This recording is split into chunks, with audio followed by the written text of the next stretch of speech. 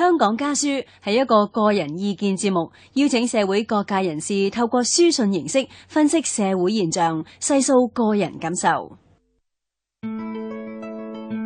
窮則變，變則通。但係我覺得而家呢句話應該係變則通，不變則窮。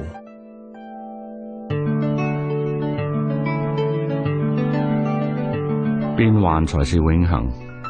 若果真係一成不變嘅，亦都未必真係香港人嘅福氣。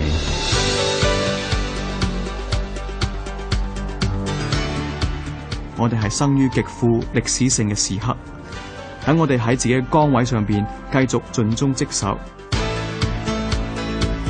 香港家書。今次香港家書嘅嘉賓係行政長官梁振英。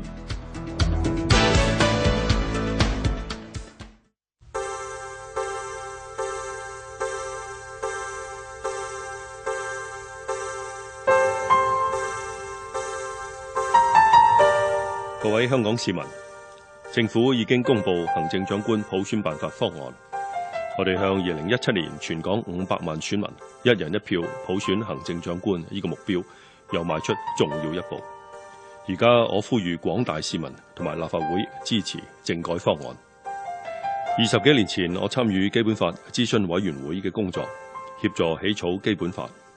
後來作為籌備委員會副主任，負責籌備香港特別行政區，以至2年幾前出任行政長官，履行基本法賦予我嘅權責，同中央政府同埋廣大市民齊心合力推動行政長官普選。今日香港終於有機會普選行政長官，我感受至深。97年前香港市民冇任何普選政府首長嘅權利。回歸之後，我哋港人治港、高度自治、民主參與嘅程度不斷提高。基本法第45條定明，行政長官最終達至由一個有廣泛代表性嘅提名委員會按民主程序提名後普選產生。下次選舉行政長官，各位市民有冇權去票站投票，亦或喺屋企睇電視睇1200位選舉委員投票，只係取決於喺今年立法會暑假休會前，泛民議員會唔會回心轉意。任何政制改革，尤其涉及選舉方式嘅改變，都極具爭議。普選行政長官呢個議題，政府高層已經花費大量時間同埋精力，香港社會亦都經歷長時期嘅爭拗。舊年更加出現大規模嘅違法佔領行動，社會秩序被破壞，法治受到衝擊。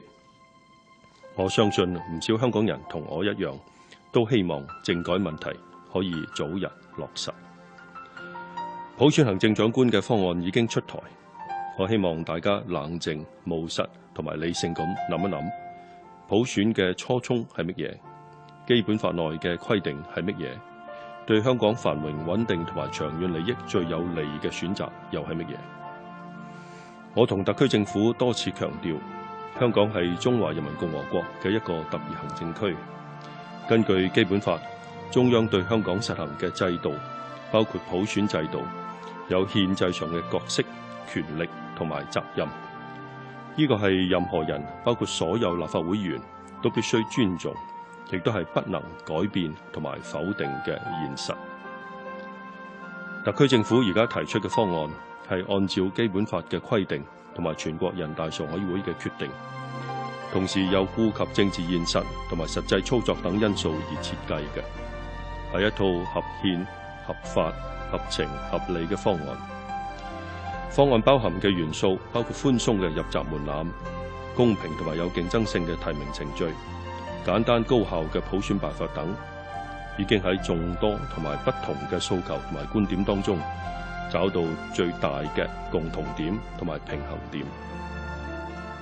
各位市民，普選行政長官係香港市民嘅共同願望。我哋而家面對嘅係有普選同埋冇普選之間嘅抉擇，只有得到立法會2/3嘅議員通過，換言之，只有勸服泛民議員回心轉意，我哋先至可以喺2017年實現普選。中央我同特區政府都有誠意、有決心，落實普選。請大家支持特區政府提出嘅方案，並且積極要求立法會議員讓500萬香港人可以行使選舉權。如果方案被否決，立法會嘅普選亦都會變得遙遙無期。投票支持特區政府提出嘅方案，絕對係每一位愛護香港、追求民主嘅立法會議員應有嘅責任。有人話要否決方案，等下次。下次係幾時呢？等到下次，到時普選方案嘅通過機會又有幾高呢？如果今次嘅方案被否決，唔知道蘇州過後何年何月再有下一班船。至於下次通過嘅機會有幾高？根據基本法修改行政長官嘅選舉辦法，需要2/3立法會議員通過，行政長官同意，同埋全國人大常委會嘅批准。今次我哋已經有全國人大常委會831嘅決定，我作為行政長官，亦都率先公開表示同意方案。剩落嚟嘅就係立法會2/3嘅大多數議員通過。邊個可以保證下次嘅方案會比今次得到更多嘅立法會議員支持？今次如果被否決，下次嘅方案即使泛民議員願意通過，到時能唔能夠得到全國人大常委會嘅批准？能唔能夠得到當時嘅行政長官同意？能唔能夠得到建制派議員嘅支持？70位立法會議員當中嘅任何24位，到時會唔會好似今次嘅泛民議員一樣否決方案？到今日，我相信越嚟越多人認同2017普選不但止係機不可失，更必須邁步向前，普選一定要得。各位香港市民，我希望能夠同各位一齊實現普選，一齊喺投票日去投票站投票，而唔係睇電視睇人投票。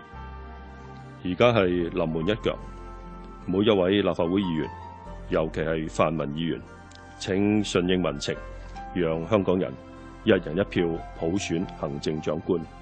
梁振英，2015年4月25日。